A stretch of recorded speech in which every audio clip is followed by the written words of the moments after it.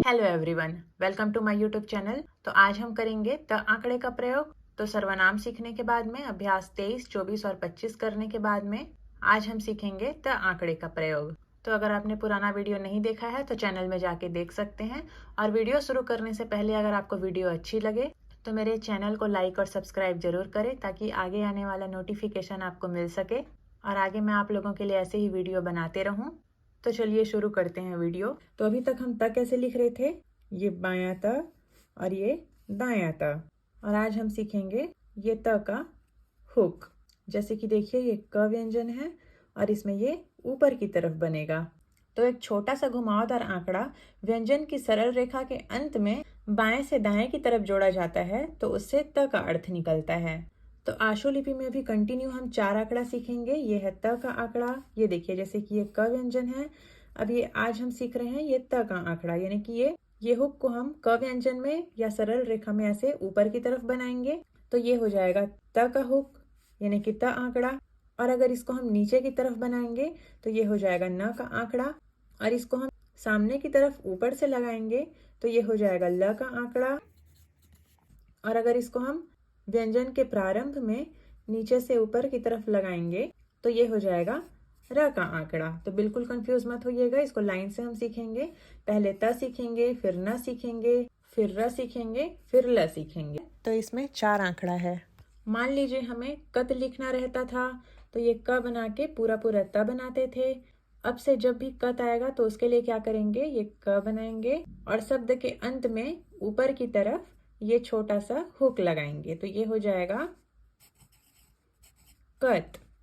जैसे कि खत लिखना है तो ये ख बना के त को पूरा ना बना के यहाँ पे ऊपर की तरफ, आखिरी में ऊपर की तरफ ये आंकड़ा लगाएंगे तो ये हो जाएगा खत।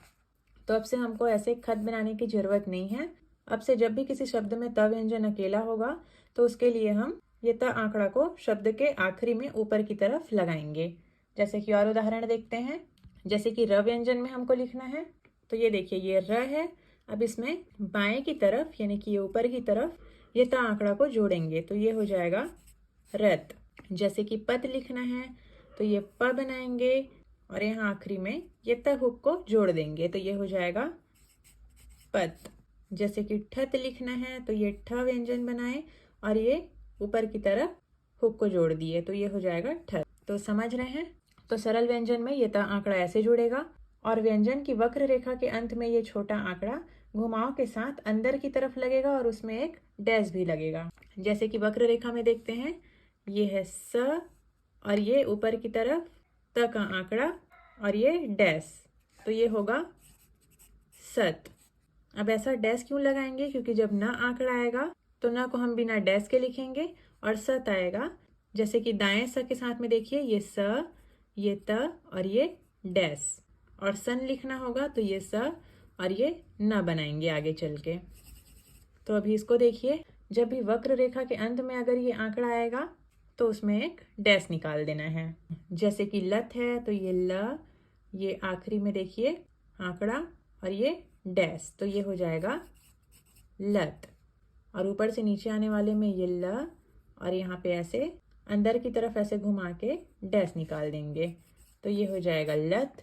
जैसे कि रत लिखना है तो नीचे आने वाला र, फिर ये अंदर की तरफ घुमाओ और ये डैश तो ये हो जाएगा रत। जैसे कि मत लिखना है तो ये म और ये मन मान माना का शब्द चिन्ह हम पढ़े हैं, बिल्कुल वैसी अंदर की तरफ ये आंकड़ा और ये डैश तो ये हो जाएगा मत। नत लिखना है जैसे कि तो ये न बनाएंगे पहले, फिर ये ऐसे अंदर की तरफ घुमाव देके डैश लगा देंगे तो ये हो जाएगा नत। अब देखिए जैसे कि क्रिया के कुछ शब्द आते हैं, जैसे कि मैं जाता हूँ तो देखिए ये हो जाएगा मैं और ये ज और ये त का आंकड़ा और यहाँ पे हूँ लाइन में बनाएंगे, फिर यहाँ पे प्रथम स्थान में डैश लगाएंगे। तो ऐसे में केवल क्रिया के साथ इस घुमावदार आंकड़े का अर्थ ता, ते और ती होगा और उसको वाक्य से समझा जाएगा कि वहां पे क्या आया हुआ है, ता है कि ती है कि ते है। तो ये क्या हो जाएगा, मैं जाता हूँ तो यहाँ पे क्या आ जाएगा, जाता आ जाएगा।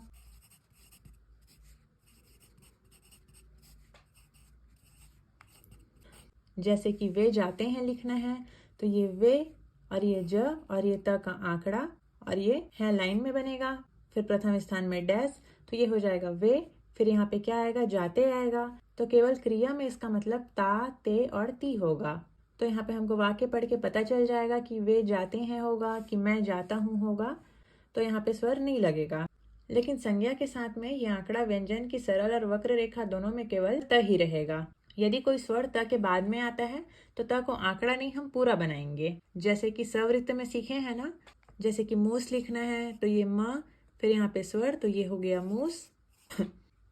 और अगर मूसा लिखना है तो ये म और ये सा यहाँ पे पूरा बनाएंगे, क्योंकि यहाँ पे स के बाद में स्वर आया है तो सवृत्त नहीं बना के पूरा बनाएंगे। बस वही सेम नियम ये आंकड़े के लिए भी है। जैसे कि देखिए, हमें पोत लिखना है तो ये प बनाएंगे और ये त का आंकड़ा लगाएंगे, फिर दूसरे स्थान में ओ का स्वर, तो ये हो जाता है पोत। लेकिन अगर पोता लिखना होगा तो ये प बनाएंगे और त को यहाँ पे पूरा बनाएंगे, क्योंकि यहाँ पे आ का स्वर आ गया है, तो ये हो जाएगा पोता। जैसे कि गोत लिखना है तो ये ग बनाएंगे और ये त का आंकड़ा लगाएंगे ऊपर की तरफ शब्द के आखिरी में, तो ये हो जाएगा गोत। लेकिन अगर गोता लिखना होगा तो ये ग बना के त को यहाँ पे हम पूरा बनाएंगे और स्वर लगाएंगे, तो ये हो जाएगा गोता।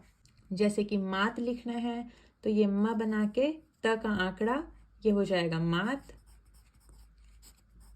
लेकिन अगर माता लिखना होगा तो यहाँ पे ये म बना के त को पूरा बनाएंगे, यहाँ पे फिर डैश, तो ये हो जाएगा माता। या फिर कटे हुए माँ के साथ में भी बना सकते हैं, ये माँ ये ता। जैसे कि देखिए, ये न और त आंकड़ा है तो ये हो जाएगा नात। लेकिन अगर नाता लिखना होगा तो यहाँ पे हम त को पूरा बनाएंगे। तो अगर आपने ये स, श और ज के नियम को सीख लिया है तो बस वो सेम नियम इसके लिए भी है, और ज़्यादा कुछ याद करने का जरूरत नहीं है इसमें।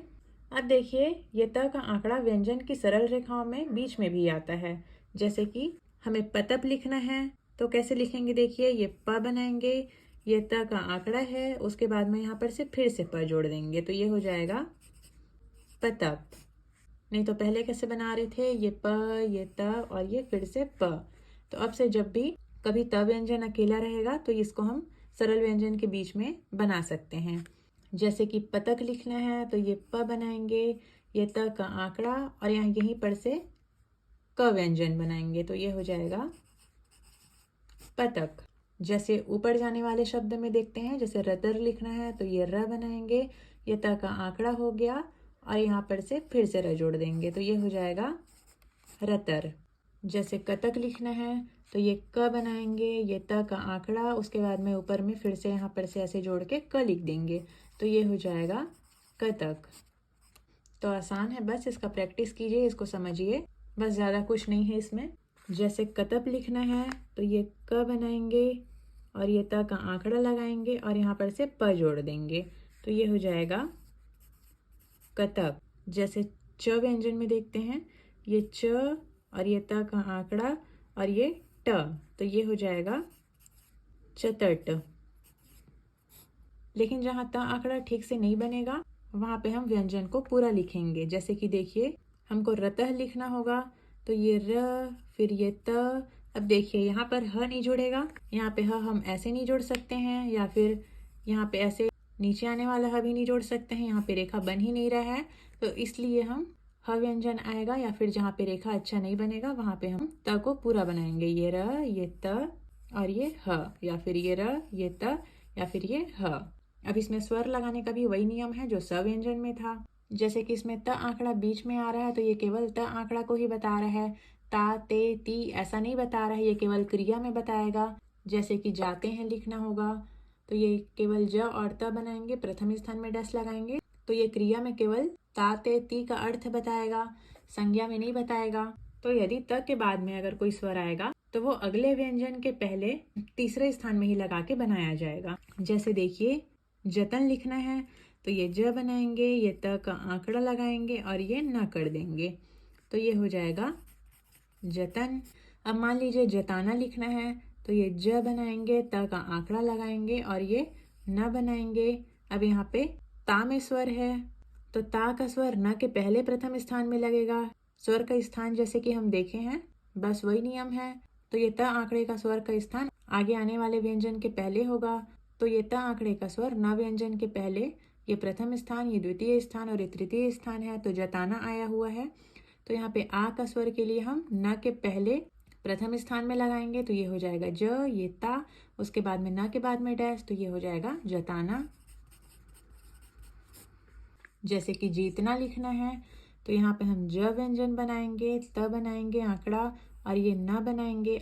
अब जी आया हुआ है और उसके बाद में त का आंकड़ा है, तो यहाँ पे हम स्वर को आगे आने वाले व्यंजन के पहले तीसरे स्थान में नहीं लगाएंगे, क्योंकि वो त आंकड़े का स्वर हो जाएगा। जैसे स में हम देखे हैं, तो यहाँ पे भी हम तीसरे स्थान में लगाएंगे, ये हो जाएगा जी, फिर ये त और ये ना। जैसे कि जतिन लिखना होता हमें, तो ये ज, ये त आंकड़ा और न।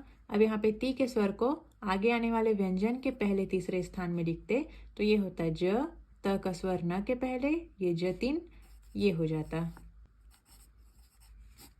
जैसे कि पोतना लिखना होगा, तो ये प, ये त आंकड़ा और न, फिर प के बाद में दूसरे स्थान में डैश, ये हो गया पोत, और ये न के बाद में डैश, ये हो जाएगा पोतना। और अगर पोताना लिखना होगा, तो ये प बनाएंगे, त आंकड़ा बनाएंगे और न बनाएंगे, फिर प व्यंजन के बाद में डैश, ये हो जाएगा पो, फिर ता का स्वर न के पहले लगाएंगे, तो ये हो जाएगा पो, फिर ये ता और न के बाद में डैश, तो ये हो जाएगा पोताना।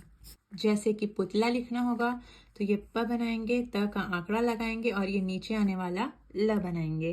अब यहाँ पे प के स्वर को ये आंकड़े के पहले ही लगाएंगे, तो ये हो जाएगा पु, फिर ये त का आंकड़ा है यहाँ पे और ये ऊपर से नीचे आने वाला ल है, इसलिए प्रथम स्थान में डैश, तो ये हो जाएगा पुतला। अब देखिए, बीच में ये त का आंकड़ा केवल सरल रेखा के अंत में लगकर आता है और वक्र रेखा के अंत में बीच में नहीं आता है। जैसे कि पताका लिखना है, तो ये प बनाएंगे, त का आंकड़ा लगाएंगे और क करेंगे, तो ये ता का स्वर क के पहले, फिर क के बाद में स्वर, तो ये हो जाएगा प, ये ता और ये का। लेकिन अगर मतलब लिखना होगा तो कैसे लिखेंगे? ये कटा हुआ म, ये त और ये ल और ये ब, तो यहाँ पे बीच में नहीं बनेगा। देखिए, जैसे कि ये म, फिर ये त का आंकड़ा, फिर यहाँ पर से ल और ये ब, तो यहाँ पे रेखा बिगड़ जा रहा है। तो बीच में ये त का आंकड़ा केवल सरल रेखा के अंत में लगकर आता है, वक्र रेखा के अंत में बीच में लग के नहीं आता है। तो उम्मीद है आप समझ गए होंगे। तो ये था त आंकड़े का प्रयोग। तो आज के लिए इतना ही। अब कल हम करेंगे शब्द चिन्ह और अभ्यास 26। तो कुछ भी समझ में नहीं आया होगा तो कमेंट करके पूछ सकते हैं। वीडियो पसंद आया होगा तो लाइक कीजिएगा, चैनल में नए हैं तो सब्सक्राइब कीजिएगा और शेयर कीजिएगा। Thanks for watching.